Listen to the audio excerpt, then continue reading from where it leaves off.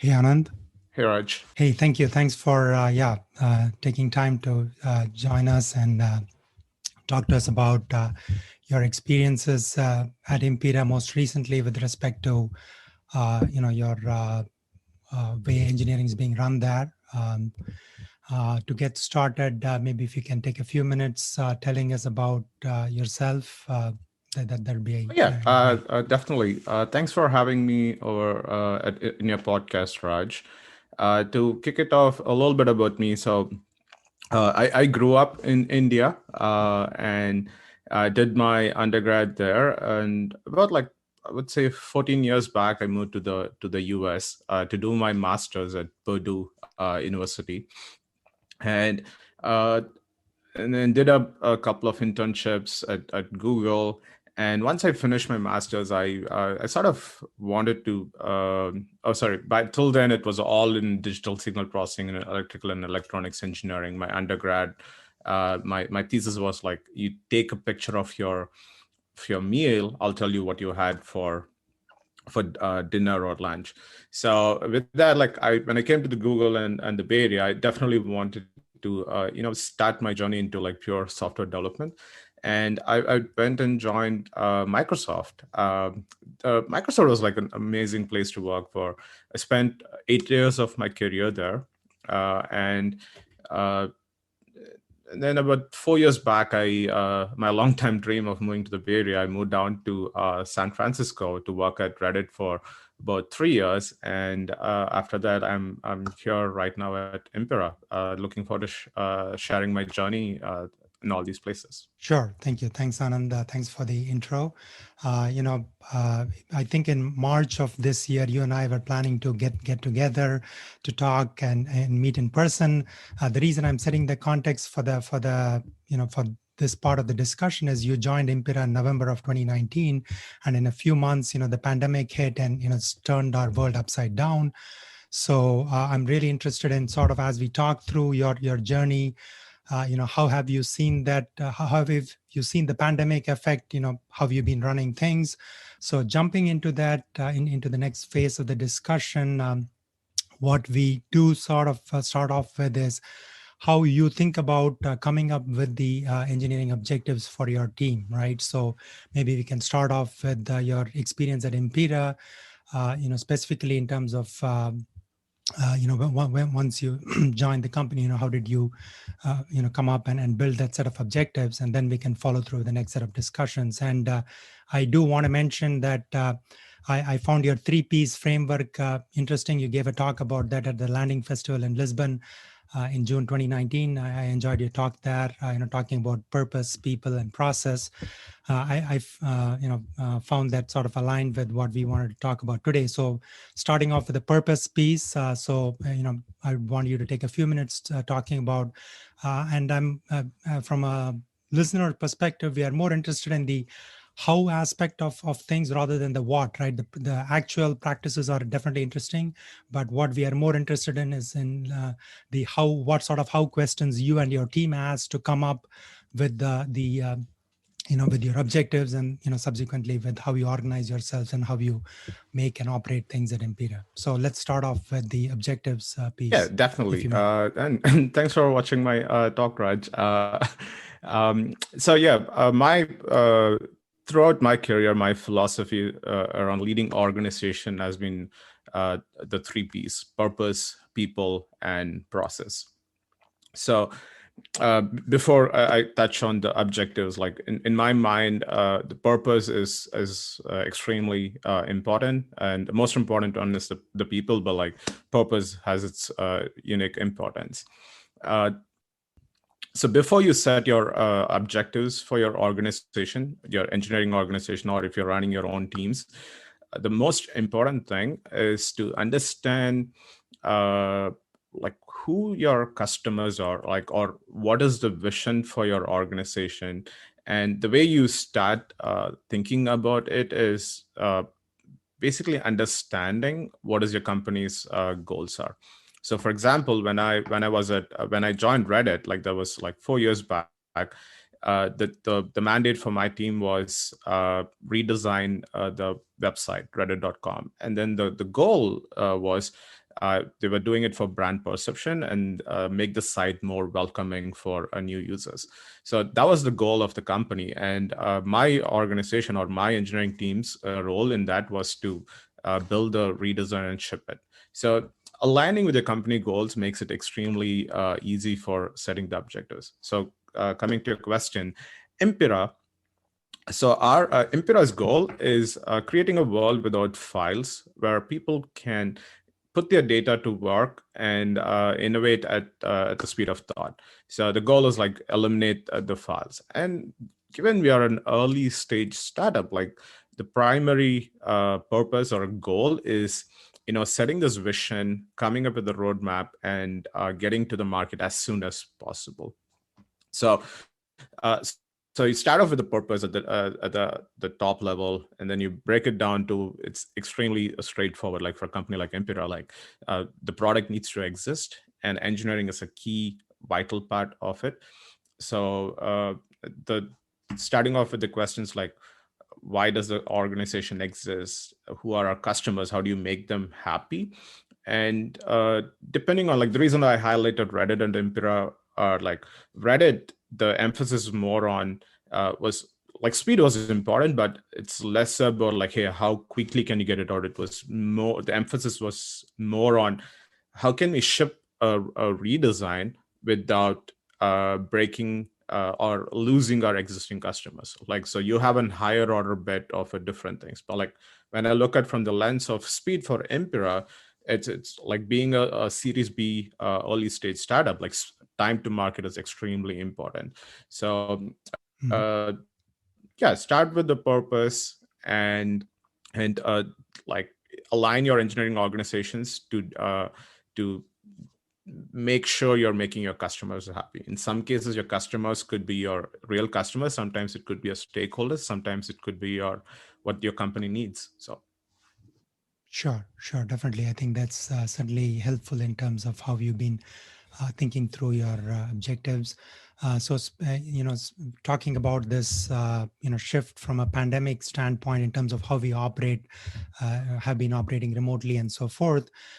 Did you notice any sort of changes in terms of, how you came up with objectives and how you communicated, more importantly, right? The key thing is how do you get everybody within the team on the same page, right? One is coming up, but also how do you get, how did you go about getting everybody on the same page? If you can share a little bit of your thought process that you and the team approached in terms of that aspect of collaborating. yeah, definitely. So the like COVID has been interesting, and there are a few things comes to my mind when I think about COVID, like especially in the people in tech. We are all extremely fortunate where like we didn't get impacted extremely as people in service industries, and COVID has also been pretty interesting or challenging for people with kids, right? Like, so leaving that aside, like I think uh, the way it impacted for Empira, I would say like people are being extremely resilient and open for changes, like or quickly adapted is what I would say. Like we did quickly adapt. Like there was an initial period of like a probably a month or two where it was like it's still like, yeah, we're gonna go back to office to is this gonna stick around? Like after a month or two, I think everyone uh figured out their the pattern, like what works for them and what doesn't work for them. And so like in terms of operations, like yes, we did see a little bit of slowdown, but things kept better. But one of the most important thing is one of our values at Impera is like empathy. And this is like that's one thing I would say over the last 8 months. I like that's one thing I've personally have been more empathetic and built on that. And it's sort of like simple gestures that we had to change. Like for example, our we had like a few of our employees who are being like who haven't seen any other person because they live by themselves. So we made it a point that we talk to people, like we have a virtual water cooler or virtual coffee hours. So we try to do a lot of those things. Like, it's uh, focusing more on the people, and start like come up with an empathetic approach.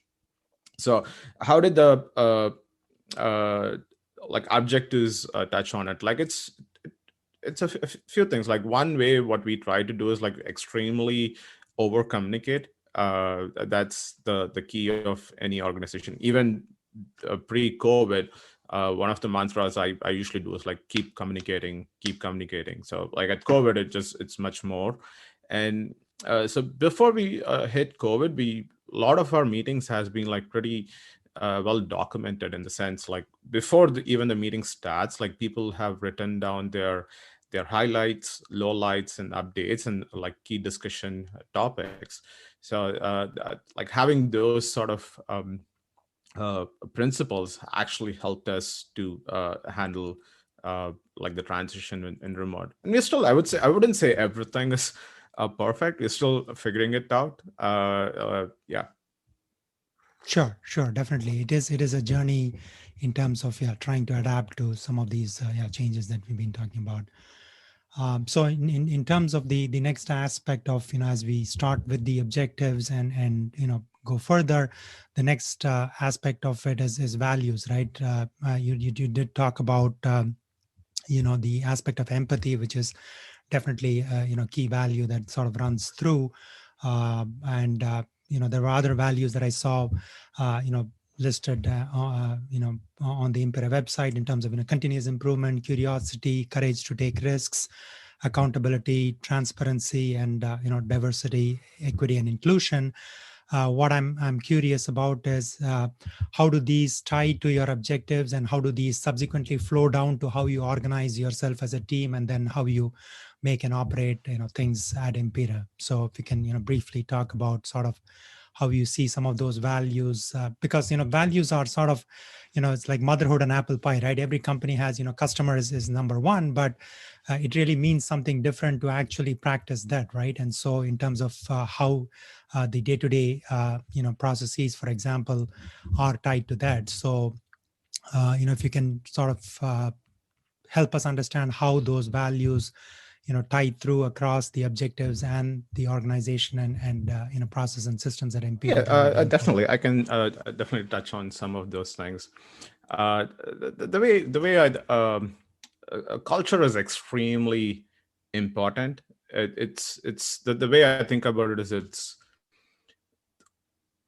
sort of our culture is sort of the atmosphere, right? Like, and I think of values as sort of a measuring stick. And the reason why I think of culture as atmosphere is like everyone knows it exists, and they know like if the oxygen stops, they cannot breathe, but they cannot quantify what that exactly is.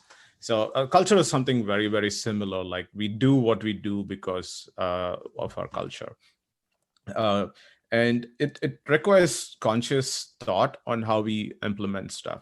So for us, for like you pointed out, our uh, Impera has our own values, and I think like having worked at Reddit and Microsoft, each company has its own flavor of these values. Like for example, Mhm. curiosity or always getting better or learning mindset is like it's sort of like you see it across multiple companies. And when I think about how do I run my organization within engineering, is like for uh, for us, like we have engineering values, and some of it are like tied are like borrowed from our company values, but like there are also a few things that are relevant for engineering as well.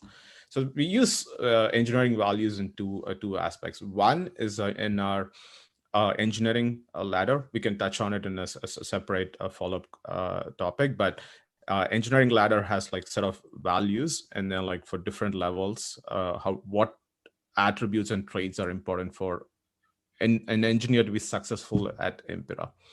So I'll just highlight two of the values that I really personally care about. Like as a company goal, I talked about empathy, but when I think about the two other, sorry, top three, like empathy, and then I'll talk about the next two in this part.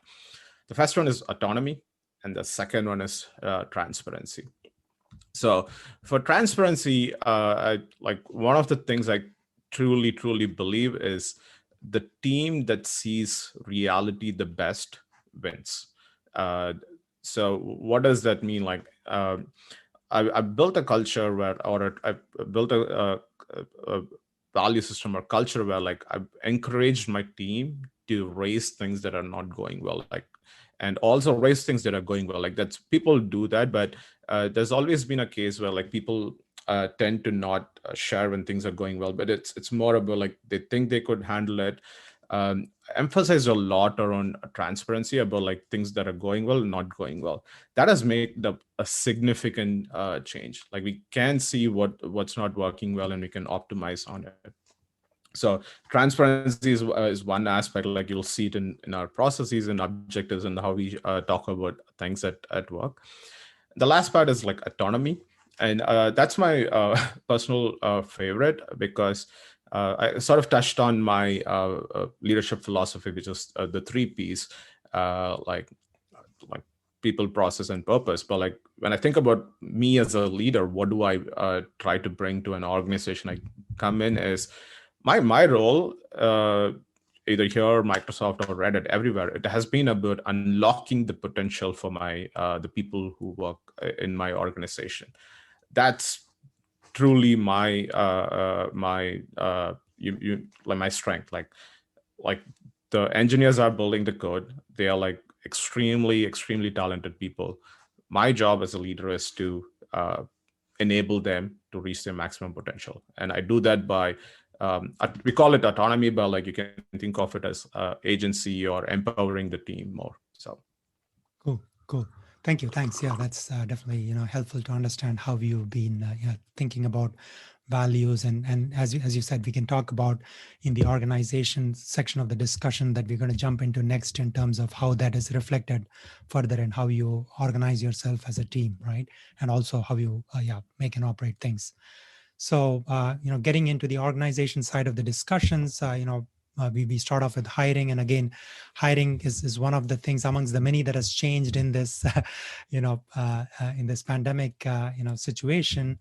So maybe if you can start talking about how do you make hiring decisions. And again, as I said, just to reiterate, we're not interested in something that's confidential to Impira in terms of how you do things, but more specifically what the thought process is, right? How do you make hiring decisions? What sort of how questions you ask to come up with the set of principles and practices with respect to hiring decisions? If you can briefly talk I about mean, that. hiring is my favorite topic and sort of top of mind.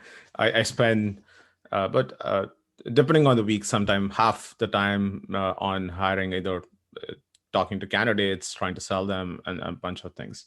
So like a few things, I'll break it apart and we can take one at a time. So before going into hiring, Sure. the most important thing is about like I sort of touched on, people is the most important aspect, but one aspect about people is like they are at Impira or any company they're working in because they definitely believe in the mission or vision of the company. So that is a given. But the secondary or the primary for in some people is growth. Like they are looking for some sort of professional growth, or like learn something or be challenged and like advance in their career. So so before we even go into hiring, one of the first things I did when I joined at Impira was work with my team to come up with engineering levels or ladders. And the reason I talk about engineering levels is there are two aspects, like inward focus, which is you need to make it extremely transparent what values and traits are important for the team, and why do we promote someone versus the other person. So that's the inward. But focusing on the hiring side, it's extremely important, the same aspect. Like if I bring in someone as a staff level engineer or a senior engineer to my company, my organization should feel and understand, okay, that decision makes sense. And like it has to be equitable, it has to be fair for my the employees at the organization, also the people we are hiring. And because there like I've heard people say like, hey, if I switch jobs, I get a better title or better pay. And the goal of hiring or retaining a team is like ensure like you are considering people within your organization. Are you promoting them? Are you rewarding them? So that is one aspect. So have your levels done. And then coming into hiring process. So uh, uh, with COVID, I would say there are some pros and cons with COVID. With before, like pre-COVID, like most of my informationals have been over phone calls, but like now mostly everything is in Zoom, and scheduling has been a little bit easier. You can split up days, like you don't have to plan out the entire day for a candidate who's coming, and you can just split it up into multiple days. So there's like some of those tactical stuff that are pretty interesting.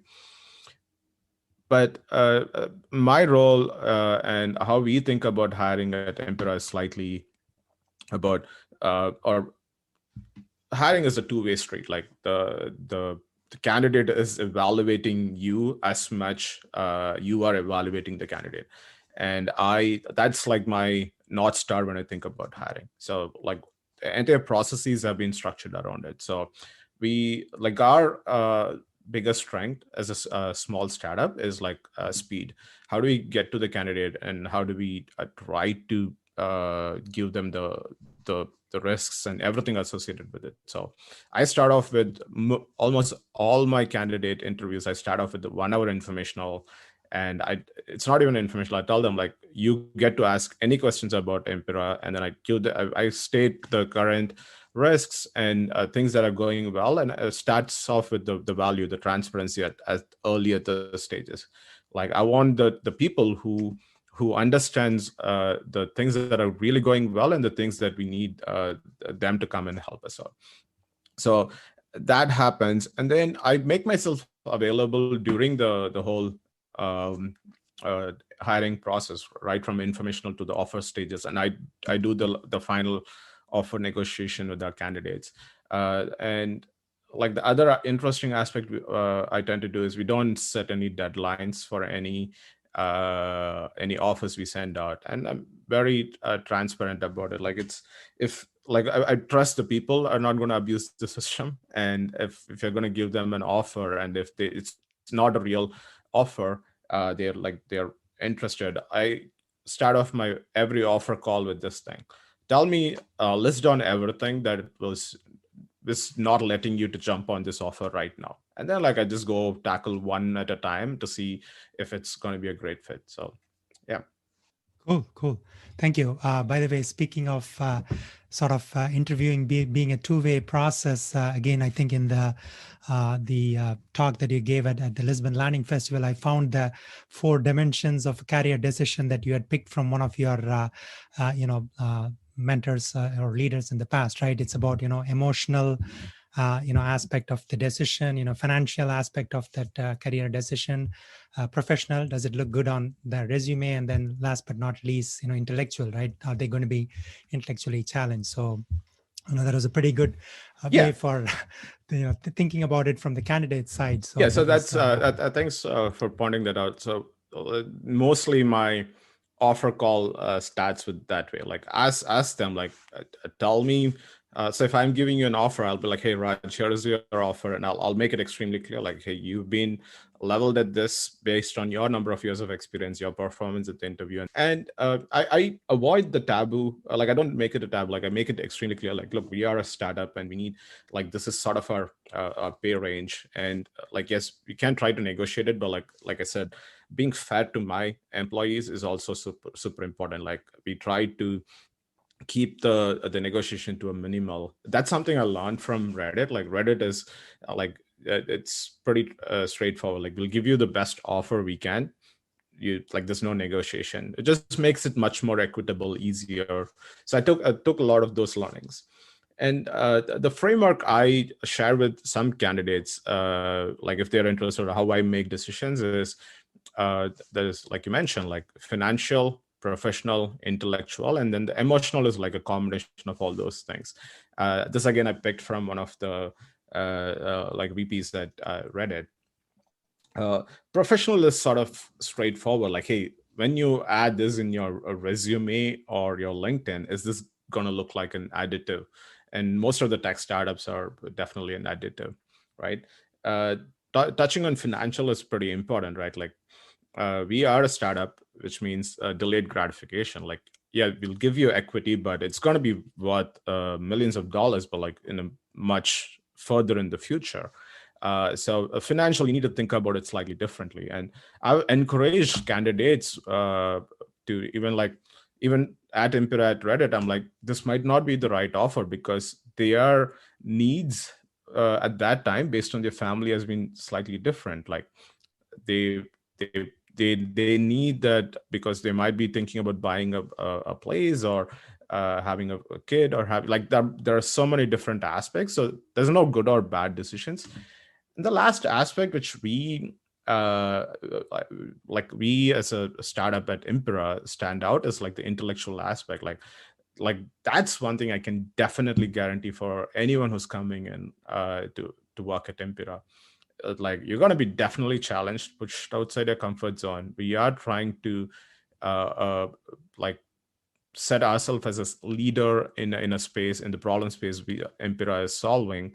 And then, like, it's sort of like the like, what is important for that candidate. Like, some people try to optimize for different things at different stages. So Cool. Thank you. Thanks. That was helpful to get that clarification on how you think about that. So the next aspect you had earlier mentioned about sort of how the values are tied to the various levels within the engineering team, right? So again, if you can take a little bit of time talking about how do you expect someone at a given level, and how does that reflect in your titles and leveling within Impira. I think that'd be helpful. yeah, definitely. So the like I mentioned, I when I started in early this year, uh, before rolling out the engineering level, the first thing I did was I went to my team and actually asked them, like, hey, I'm looking for volunteers who can help me define the engineering levels for Impera, because that is the first takeaway from like, I've seen it roll out at different places, and I was pretty clear, like, it's not like a top down decision, engineering levels. So what I did was looked out for people with, like, who's an engineering manager, who's like right out of college, people are like 1 to 2 years of experience, engineers with like 6 to 7+ years of experience. So I had like this sort of a V team that came in together. And then we went through like a month long journey with them. And the first step was about the values, like what value is important for Impira. And and then the other one we also did was ask people, like, hey, go look back for the last 6 months or a year. Remember all the good things that your colleagues did, like list them as examples. So I was just 1 month or 2 months in, and so I wanted to understand, like, what is the culture of my engineering team before I came in. So we did a list of all the example features. Something like, hey, one of our customers integration was not working, so and so engineer jumped on it to fix it right away. And like, it's sort of like, hey, how do they handle prioritization, or how do they handle collaboration, like the technical expertise. So you sort of get the theme around, like, hey, here is what we recognize as good work at Impera, and then you kind of get the values in. So that is the first thing. Like, it's not, you don't come up with like, oh, I'm going to put in 5 values and boom, like, culture is going to change. It's a two-way street. Like, the engineers let you know what they value, and then you sort of define the values from that. So that is the first one. And the second step is like an interesting question, which is, how many levels do you want to have? It's like, there are companies like Netflix, which has only senior engineer title, and then there are companies on the other end which can have like 10 to 15 levels. Like, you need to make a decision on like how many levels you want to have. So we did a research. There's a website called levels.fyi, an amazing website to kind of get a sense of like what companies are doing it and how the levels compare to each other.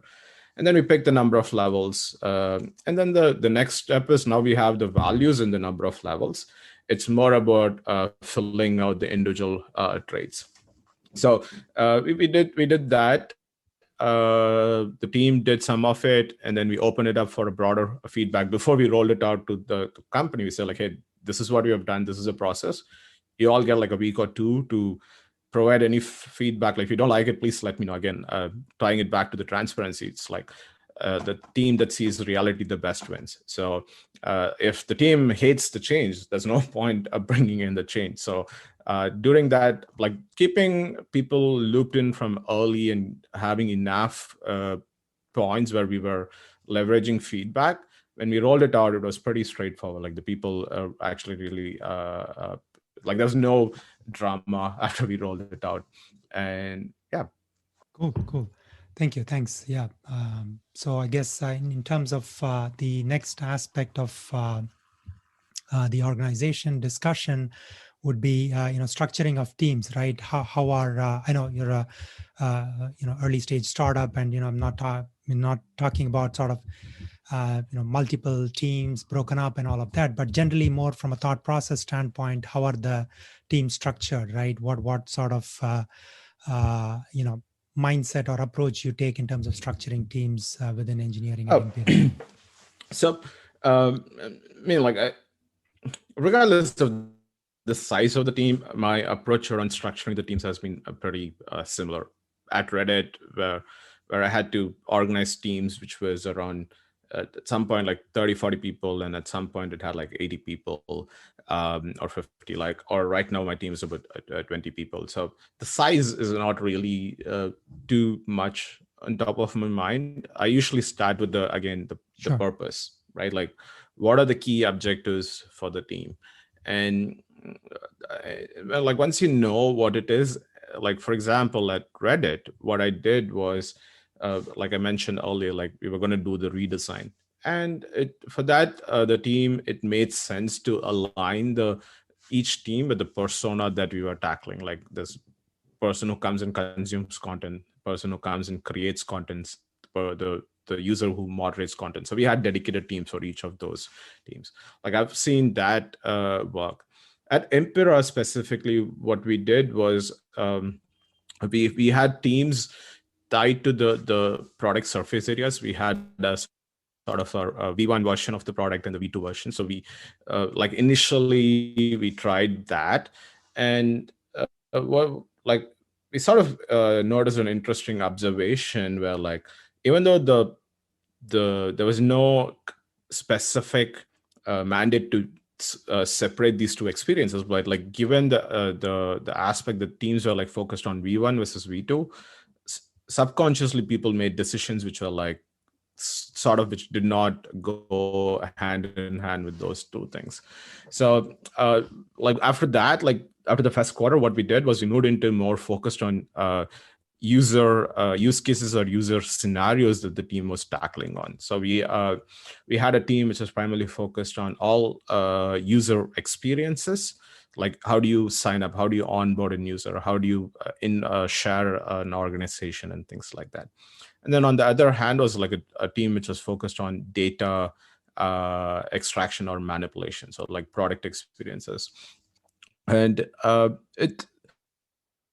like I think organizing teams, there's no like a cookie cutter solution. You just look at what's the most important thing for your team at that time, and then the priority sort of changes at like every 3 to 6 months, like where uh, the team's structure to quickly get to market and ship a V1 version of a product is sort of focused more, and emphasis is more on like shipping features. But like at some point you switch gears and start focusing on your lities, like reliability, scalability, maintainability, and things like that. So then you sort of focus on it.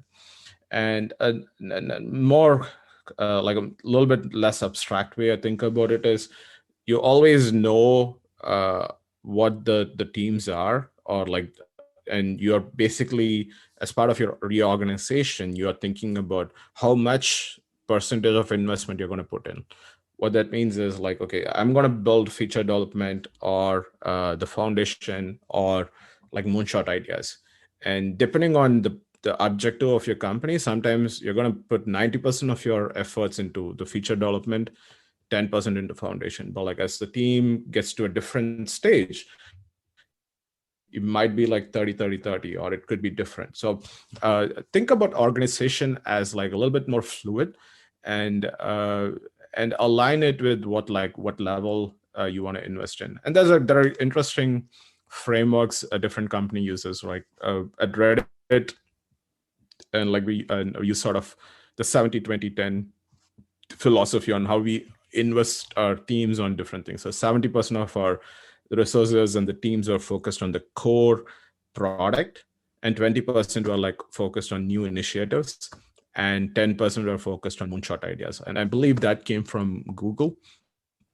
That like sort of we have something similar. Like we at Impira, we control what percentage goes into where, depending on what's important for our business at the time.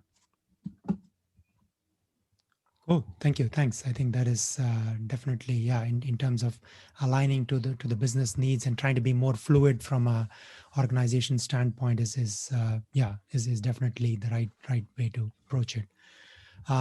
Conflicts is something that's happens everywhere, and more so, I guess, I'm not trying to be pick on engineering teams and startups, but it tends to be something that you have to deal with as a leader, right? So how do conflicts get resolved? How do you and the team think about conflict resolution? There's always going to be difference of opinions in terms of how we do things, and so forth. So thoughts on sort of how do you handle, or how do you think about conflict resolution within your team?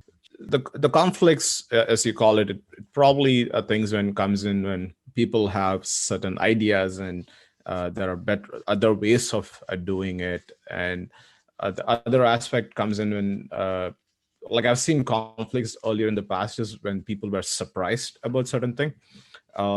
Most of the conflicts arises there. So sort of like what I'm it's like sort of firefighting. Like you try to put down the fire as much as you can. So like being transparent and like having a right set of processes avoids a bunch of conflicts. But like things are never perfect. So when you arrive into conflict, so for example, I'll pick a specific one, like architecture discussions, right? Like we have we always have interesting ideas, and it's like, how do I define my idea, or things like that.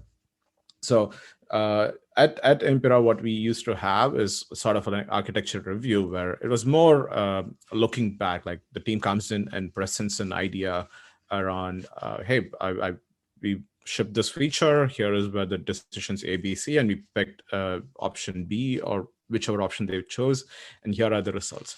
So we had that process for a while. But like one thing we started observing is, as early in the process, people started like, sorry, not early, like later when they're ready to ship, like someone observes like, hey, this was designed in not the right way, or not the way it would scale, or not as expected.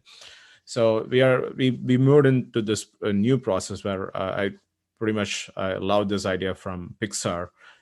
It's called the brain trust, where brain trust is a sort of a forum where in the Pixar company, like any movie they are making, they bring the script, and before it's finalized, of course, they bring that script, and everyone role is there to point out the flaws and like come out with a better solution.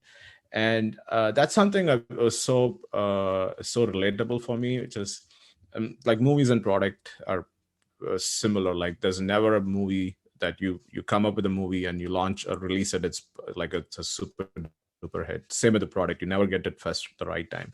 So the other one which really stood about the brain trust is the goal is you judge the idea and not the people, right? Like you gotta make it extremely clear. You come into the brain trust meeting, you are the goal is not about your idea, my idea. It's the goal is the outcome of that meeting should be, did we decide on the best idea?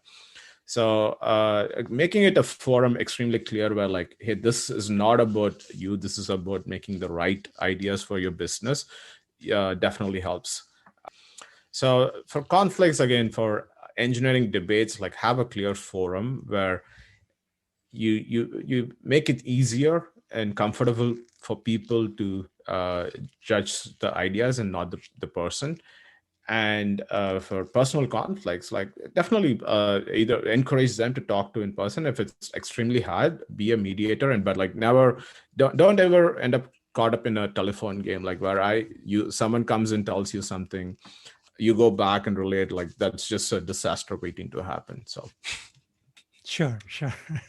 That's interesting. Yeah, it's also, I found the sort of analogy you drew between making a movie and building a software product. I remember reading the book. I don't recall the name of the book, written by one of the Pixar leaders, in terms of that forum for everybody to sort of give feedback on a movie and right. focus on the end result for the company as a whole, and not about the individual who's behind that. Yeah. So thanks Yeah, for I have that another example. That was definitely like movies are pretty interesting. Like I think of hiring as a your the hiring process is a trailer for the real movie, which is like coming and working at Impira. So ah yeah, that that's interesting. Sure, sure. Thank you. Thanks. So yeah, I guess jumping next into sort of how you make and operate things at Impira, in terms of your engineering development and operation side of things. So I again read a blog by an intern, Shannon Wu. She wrote a blog about the virtual Impira internship experience. Again, interesting that you folks have sort of quickly adapted to this, working in a pandemic environment. And then I think there's also some example of like if you need some emergency help, then somebody's going to get on the uh, you know Slack channel or whatever it is to unblock the person. So I was just sort of curious to get your thoughts in terms of just in general, some of those aspects that you have changed compared to how you would have done it in the past, right? So the internship is one example. Are there other things that come to mind as to how you have adapted to working in this kind of yeah, an environment? definitely.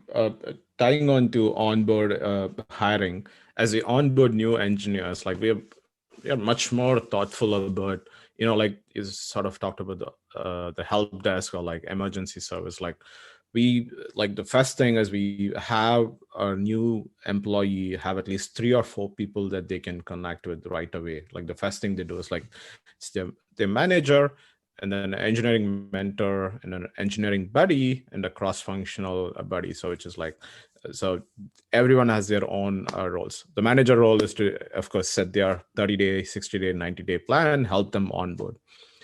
Engineering mentor's role is about depending on like if there's a front-end engineer coming in, so the role of the mentor is help them be a successfully ramp up into that technology. The engineering buddy is sort of like your go-to person for like the engineering processes, like how do you deploy, how do you do code reviews, like what needs to be done, and also just a buddy that you can just go talk to about anything and everything. And similarly, the cross-functional buddy is very similar, who can help you understand like the priorities, like what work is getting prioritized and why that is important. So like you sort of curate at least the first few weeks in a way that like they have enough people that they have to talk to. And that's been extremely important, because the pre-COVID world, like you come into your office, you bump into someone, you tend to meet like people like on a random basis, and like you get to build connections. But like not everything can be replicated online, but we try to do as the best we can. For new hires, every new hires, we sort of do a coffee, a welcome coffee, and invite the company, or like it's sort of a Zoom chat, and then we have a simple ceremony. Everyone answers one question when they join in our company, all ends. So yeah, just think about it, like how do you enable these people to interact with as many people in the beginning. So that has been an interesting one in terms of processes, specifically around onboarding people. Cool. Thank you. Thanks. So in terms of other aspects of the how you make things, the development side of things, one of the things that I wanted to get some context around is how do you and when I say you as in the team think about picking programming languages or frameworks, right? Because that is one of the things. Again, you can put it in the, maybe it doesn't fit necessarily in the architectural decisions bucket, if you may. That's a separate, yeah, that you could look at it from that standpoint. But generally from a thought process and mindset, what is the thought process behind picking a certain programming language or framework, right? How do you go about doing that within the team? Yeah, I can. Uh, Given Impira has only been around for like 2-3 years, we didn't like some of the decisions have been made before, but I can highlight an example that we did at Reddit for the Reddit's website redesign. We needed to, rebuild our entire stack. Like some of the code which ran the Reddit's website was written by our original founders in 2005. It was like extremely old legacy code. So the approach we did there, and is generally my approach, is like if we are evaluating new language or technology or framework or like a plugin, um, like make it extremely clear about why we are doing it, because most of the times like it's clear at the beginning, but then like when you go down the rabbit hole, like you lose track of like why you actually even started doing this. So making it clear why it was. So for Reddit, it was like super important to pick a language or a framework that will solve the two biggest problems we had at Reddit at that time. The first problem was hiring, and then second problem was shipping features. Hiring, why hiring on a language? Because it's if like at that time, our some of our old code base, it was like there's no legacy knowledge, and getting people to onboard into that old code base was extremely hard. So we knew we had to hire about like 30 engineers, or in my, at least within my team, about 30 more engineers.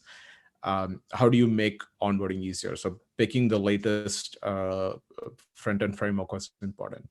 The second aspect was shipping features or velocity.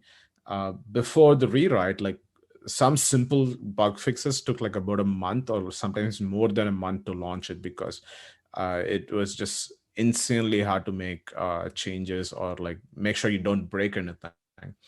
So with picking knowing the goals, easy onboarding and velocity of the features, you sort of said that, okay, that's good. And then like those are their North Star metrics. And then you always have a sort of a secondary metric, so you don't over index on that and like lose out on something.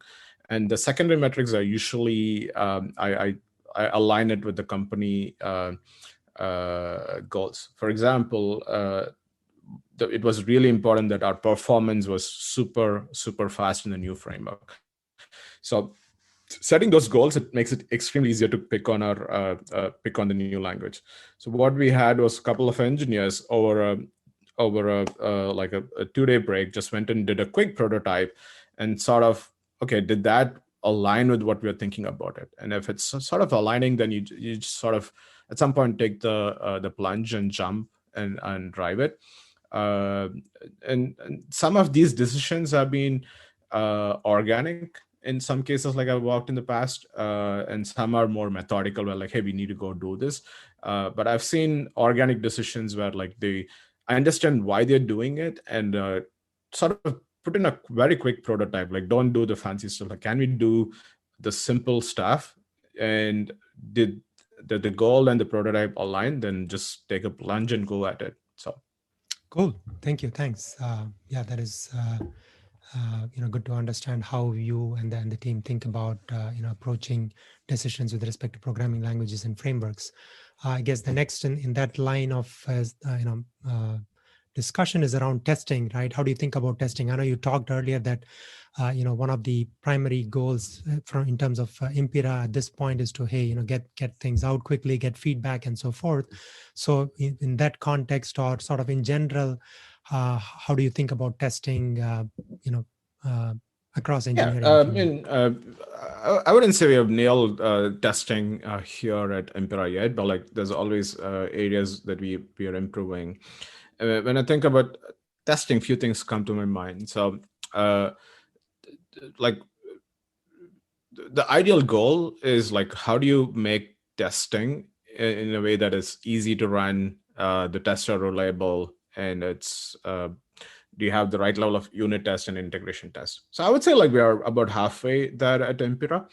And again, like you highlighted, the the speed or time to market also impacts, and the number of resources we have also have some interesting challenges it introduces.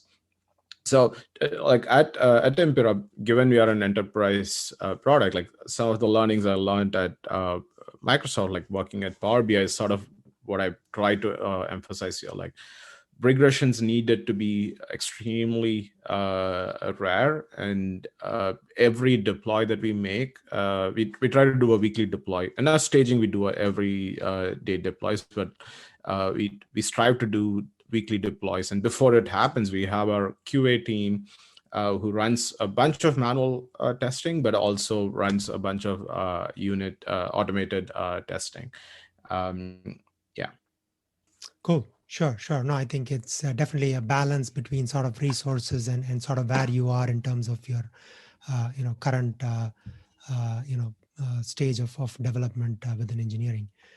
So again, the sort of next and last section of the discussion is around operations, right? From sort of how you operate things in terms of you briefly started talking about the deployment aspect. You do like once a week, and yeah, that's sort of the cadence that you look at.